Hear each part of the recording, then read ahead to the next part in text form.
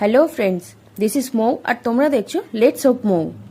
এখন বাজে দুপুর 2:30 আর আমি রেডি হয়ে নিয়েছি। আর এই টপটা কিনেছিলাম কালকে স্মার্ট বাজার থেকে। বেরিয়ে পড়েছি দুজনে। আজকে যাব আমি আর পঙ্কজ দুজনে মিলে ডিক্যাথলনে।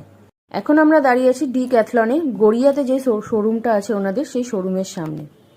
অ্যাকচুয়ালি আমরা এসেছি আমাদের যে নেক্সট ট্রিপটা হবে তার কিছু কেনাকাটি করার জন্য। তবে আজকে কিনবো না, আজকে একটু শুধু দেখে যাচ্ছি, একটু আইডিয়াগুলো নিয়ে যাচ্ছি কোনটা কি কিরকম দামের আছে, দেন নেক্সট দিন এসে আমরা কিনবো।